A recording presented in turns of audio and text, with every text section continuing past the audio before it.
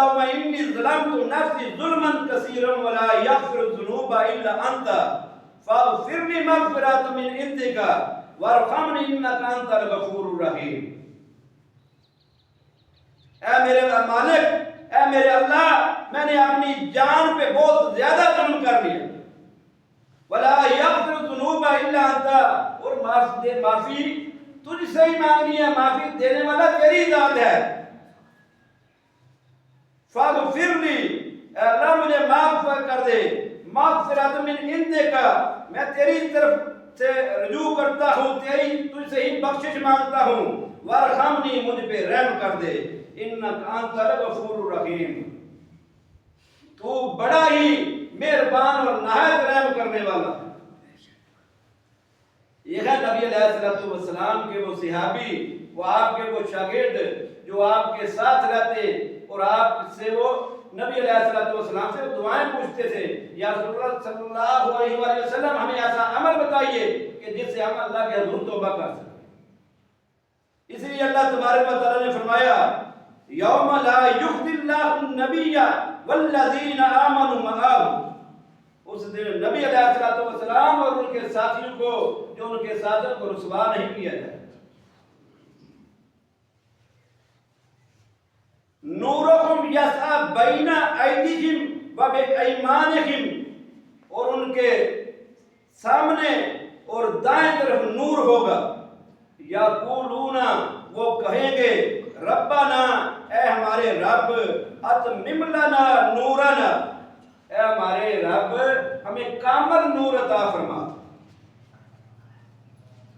وہ لوگ جن کے دائیں بھی ہوگا، سامنے بھی نور ہوگا، پھر بھی اللہ سے دعا مانگ رہے ہوں گے، اللہ ہمیں کامل نور عطا فرما۔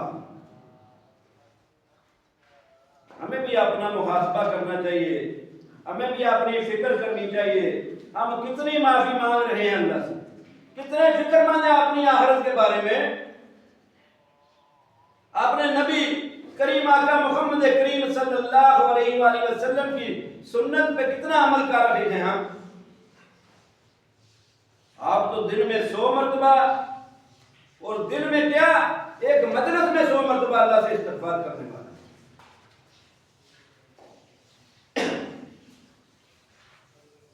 وَاغْفِرْ لَنَا إِنَّكَ عَلَىٰ كُلِّ شَيْءٍ قَدِيرٌ، اور ہمیں بخش دے، ہر چیز پہ قدرت رکھنے والا ہے، ہر چیز پہ قادر ہے۔ میرے دوستو، استغفار کے بے شمار فائدے، اللہ کی طرف رجوع کرنے کے، اللہ سے توبہ کرنے کے کتنے فائدے، اور توبہ بھی خالص ہو تو کیا بات ہے۔ نبی علیہ السلام کے صحابی معاذ بن مالک رضی اللہ تعالیٰ عنہ، وہ آئے نبی علیہ السلام کے پاس، کہا یا رسول اللہ صلی اللہ علیہ وآلہ وسلم تخرنی، مجھے پاک کیجئے۔ نبی علیہ السلام نے فرمایا وَإِحَاكَ اِرْدِي فَاسْتَغْفِرِ اللَّهَ وَتُبْ إِلَيْهِ، افسوس ہے تم پر، تم اللہ سے استغفار کرو اور توبہ کرو اللہ کے حضور۔ انہوں نے پھر کہا یا رسول اللہ صلی اللہ علیہ وآلہ وسلم مجھے پاک کیجئے، حتیٰ کہ 4 مرتبہ کہا۔ تو نبی علیہ السلام نے پوچھا فیما اتخرک، میں تمہیں کس بات سے پاک کروں؟ تو انہوں نے کہا یا رسول اللہ صلی اللہ علیہ وآلہ وسلم مجھ سے زنا ہو گیا ہے ساتھ، مجھے پاک کیجئے۔ نبی علیہ السلام نے اپنے صحابہ کو پوچھا اس کا ذہن تو نہیں کہیں خراب ہو گیا؟ انہوں نے کہا نہیں، یہ تو ٹھیک ٹھاک ہے۔ پوچھا کہیں اس نے شراب تو نہیں پی ہوئی؟ صحابہ گئے، دیکھا، سونگا، انہوں نے کہا نہیں، شراب بھی نہیں پی۔ تو نبی علیہ السلام نے فرمایا اسے رجم کر، اسے رجم کر دیا جائے۔ جب انہیں رجم کر دیا گیا تو جو رجم کرنے والے صحابہ تھے ان میں 2 گروہ بن گئے۔ ایک وہ تھے جو کہتے تھے کہ معاذ بن مالک برباد ہو گیا، اس نے اتنا بڑا جرم کر دیا کہ اس نے ہلاکت لے لی۔ دوسرے وہ تھے جنہوں حضرت نبی علیہ الصلوۃ والسلام کے ہاتھوں میں ہاتھ دے کے کہا تھا کہ مجھے پاک کر دیجئے، اس نے تو اپنی غلطی تسلیم کی اور اللہ کی حضور اپنی سزا پائی، توبہ کی، وہ سزا پائی، تو وہ تو سزا پا چکا، تو 2 یا 3 دن بعد نبی علیہ الصلوۃ والسلام آئے، دیکھا صحابہ کرام بیٹھے ہوئے ہیں، تو نبی علیہ الصلوۃ والسلام نے فرمایا استغفروا لماعز بن مالک، نبی علیہ الصلوۃ والسلام نے فرمایا اپنے بھائی ماعز بن مالک کے لیے استغفار کیجئے، اس کی بخشش کی دعا کیجئے رب سے۔ تو صحابہ کرام نے جو وہ بات کر رہے تھے، وہ بات نبی علیہ الصلوۃ والسلام تک پہنچی، انہوں نے کہا اللہ اس کو بخشے، رحم کرے اس پہ، اس کو معاف کرے، تو نبی علیہ الصلوۃ والسلام نے فرمایا لقد طاب توبۃ لو قسمت بین امۃ لوسعتہم، فرمایا نبی علیہ الصلوۃ والسلام نے ماعز بن مالک نے ایسی توبہ کی ہے کہ اگر وہ ایک امت میں ایک گروہ پہ تقسیم کر دی جائے تو ان کو کافی ہو جائے، ایسی توبہ کی ہے۔ توبہ کس نے کی ہے؟ ایک شخص نے۔ فائدہ کیا ملا؟ پوری ایک گروہ پہ اگر اس کو ان کی توبہ کو تقسیم کر دیا جائے تو وہ کافی ہو جائے۔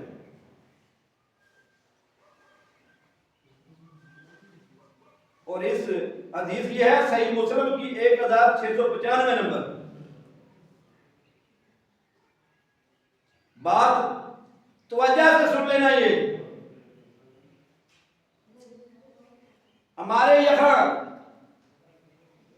یہ کسی گروپ میں بیٹھے ہوئے چند بندوں کے پاس اگر آپ جائیں اور دعا کریں، اس کے لیے بخشش کی دعا کرو تو بڑا ایک عجیب لگتا ہے، مگر اس حدیث سے یہ بات پتہ چلتی ہے کہ نبی علیہ الصلوۃ والسلام آئے، صحابہ کرام کا گروہ بیٹھا ہوا تھا، آپ نے کہا اپنے بھائی ماعز بن مالک کے لیے استغفار کرو، بخشش کی دعا کرو۔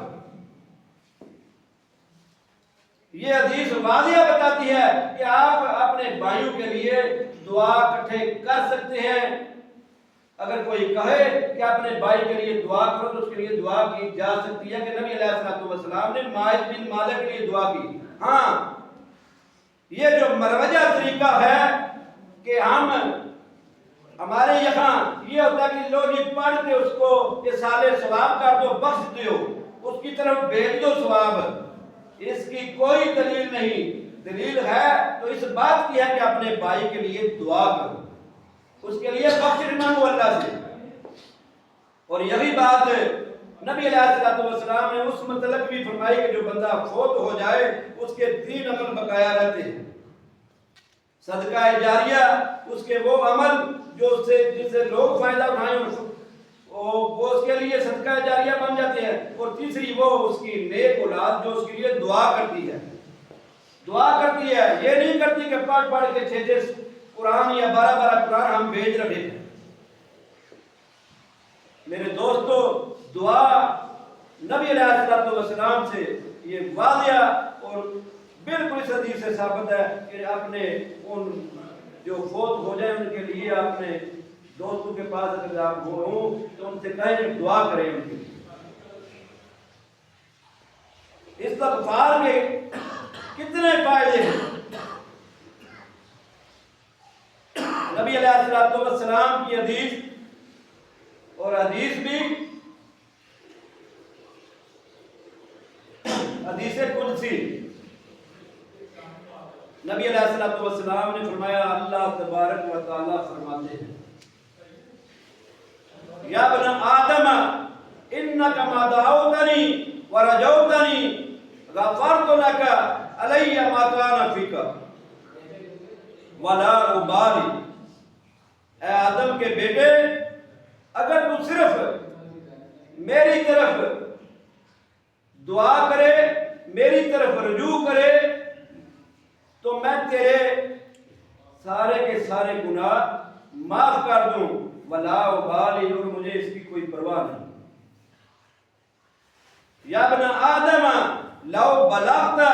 ذنوبک عنان السماء ثم استغفرتنی غفرت لک ولا ابالی۔ فرمایا اللہ تبارک و تعالیٰ نے، اے آدم کے بیٹے، اگر تو آسمان کے برابر گناہوں کو لے کے آ جائے اور مجھ سے معافی مانگے، استغفرتنی، مجھ سے توبہ کر لے، معافی مانگ لے، تو میں تجھے معاف کر دوں گا اور مجھے کوئی پرواہ نہیں۔ پھر فرمایا یا ابن آدم انک لو اتیتنی بقراب الارض خطایا ثم لقیتنی لا تشرک به شیئا لاتیتک بقرابها مغفرۃ۔ فرمایا اے آدم کے بیٹے، اگر تو زمین بھر کے گناہوں کے ساتھ، غلطیوں کے ساتھ آ جائے اور مجھ سے ملاقات کرے، صرف ایک کام نہ کیا ہو، لا تشرک بی شیئا، تم نے میرے ساتھ شرک نہ کیا ہو، لاتیتک بقرابها مغفرۃ، میں تمہیں اسی طرح زمین کے برابر مغفرت کے ساتھ ملوں، تیرے گناہوں کو معاف کر دوں گا۔ پتہ یہ چلا کہ انسان اگر شرک کرنے والا نہیں تو اللہ تبارک و تعالیٰ سے وہ معافی مانگے تو اللہ معاف کر دیتے ہیں۔ اللہ تعالیٰ مجھے اور آپ کو صحیح معنوں میں اپنے مالک سے استغفار کرنے والا، اس کی طرف رجوع کرنے والا، اس سے معافی مانگنے والا بنائے۔ اللہ تبارک و تعالیٰ ہمیں صحیح معنوں میں اللہ کے حکموں پہ عمل کرنے والا بنائے، نبی علیہ الصلوۃ والسلام کی سنتوں کے مطابق اپنی زندگی کو گزارنے والا بنائے۔ وآخر دعوانا ان الحمد للہ رب العالمین۔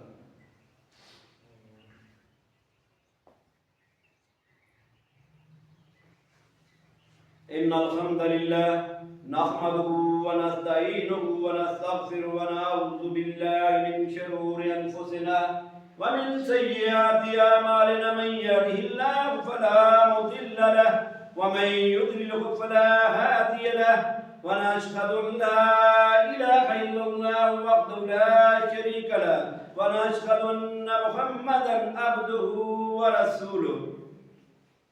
اللہ تبارک و تعالیٰ نے توبہ کرنے والے کو کتنے انعامات دیے کہ ایک بندہ اگر سچی توبہ کرے تو اس کی توبہ کے بے شمار لوگ فائدہ اٹھاتے ہیں، اور توبہ کرنے والے کے صرف گناہ ہی معاف نہیں ہوتے، اللہ اس کو اپنی جنتوں کا مہمان بناتے ہیں، اور اللہ تبارک و تعالیٰ اس کو نبی علیہ الصلوۃ والسلام کا ساتھ نصیب فرماتے ہیں، اور اس کے ساتھ اللہ تبارک و تعالیٰ اس کے دائیں اور سامنے نور، جب وہ گزر رہا ہوگا اس بال سے باریک اور اندھیرے رستے سے، تو اللہ تبارک و تعالیٰ اس کے سامنے نور کی روشنی فرمائے۔ اور اللہ تعالیٰ نے سورہ نوح میں فرمایا فَقُلْتُ اسْتَغْفِرُوا رَبَّكُمْ إِنَّهُ كَانَ غَفَّارًا يُرْسِلِ السَّمَاءَ عَلَيْكُمْ مِدْرَارًا وَيُمْدِدْكُمْ بِأَمْوَالٍ وَبَنِينَ وَيَجْعَلْ لَكُمْ جَنَّاتٍ وَيَجْعَلْ لَكُمْ أَنْهَارًا۔ اللہ تعالیٰ فرماتے ہیں اگر تم اپنے رب کی طرف استغفار کر لو، رب سے توبہ کر لو، رب سے بخشش مانگ لو، بے شک وہ بڑا ہی غفار ہے، بڑا ہی مہربان ہے، وہ کیا کہہ دے گا، تم پہ انعام کر دے گا۔ یرسل السماء علیکم مدرارا، وہ آسمان سے تم پہ بارش کو نازل کر دے گا۔ وَيُمْدِدْكُمْ بِأَمْوَالٍ وَبَنِينَ، وہ تمہارے ساتھ تمہاری مدد کرے گا مال کے ساتھ اور بیٹوں کے ساتھ۔ وَيَجْعَلْ لَكُمْ جَنَّاتٍ، اور تمہارے لیے وہ جنتیں دے دے گا، باغات دے دے گا۔ وَيَجْعَلْ لَكُمْ أَنْهَارًا، اور تمہارے لیے وہ نہریں جاری کر دے گا۔ میرے دوستو، اللہ تعالیٰ مجھے اور آپ کو سچے دل سے توبہ کرنے کی توفیق عطا فرمائے۔ یہ رمضان المبارک کے چند گھڑیاں رہ گئی ہیں، چند دن باقی ہیں، لمحات میں گزر رہے ہیں یہ دن اور گھڑیاں، تو ہمیں چاہیے کہ سچے دل سے ابھی بھی وقت ہے، ہم توبہ کر لیں، ہم سے جو غلطیاں کوتاہیاں ہو چکی۔ ہم روزہ تو رکھتے ہیں، مگر کیا میں اور آپ اس روزے کا حق ادا کر رہے ہیں؟ ہم سب کو اپنے اپنے گریبانوں میں جھانکنا چاہیے، غور کرنا چاہیے۔ میں نے صبح سے نہ کچھ کھایا نہ کچھ پیا، کیا میں نے کسی کی غیبت تو نہیں کی؟ کیا میں نے کسی کی چغلی تو نہیں کی؟ میں نے کوئی جھوٹ تو نہیں بولا؟ میں نے کوئی دغا تو نہیں کیا؟ میں نے کوئی کم تولا تو نہیں؟ میں نے کسی کے ساتھ فراڈ تو نہیں کیا؟ میں نے کہیں اخلاق سے گری ہوئی کوئی حرکت تو نہیں کی؟ کیا میں کسی سے بڑے اچھے انداز سے پیش آیا ہوں؟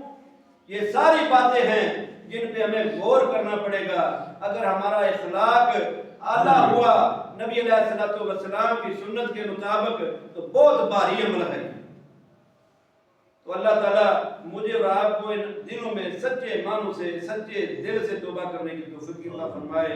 اور اس عشرے میں عموماً یہ دعا تو ہر عشرے میں کرنی چاہیے، مگر مشہور لوگوں نے 3 عشرے بنا رکھے ہیں۔ یہ اللہ تعالیٰ تو ہر رات کو، ہر سحری کو، ہر افطاری میں اللہ تعالیٰ لوگوں کو جہنم سے آزاد کرتے ہیں۔ اور یہ دعا ہر لمحہ، ہر دن، ہر وقت رہنی چاہیے۔ اللہم انکا عفو کریم تحب العفو فاعف عنی۔ اللہ تعالیٰ مجھے اور آپ کو عمل کی توفیق عطا فرمائے۔ سبحان ربک رب العزت عما یصفون وسلام علی المرسلین والحمد للہ رب العالمین۔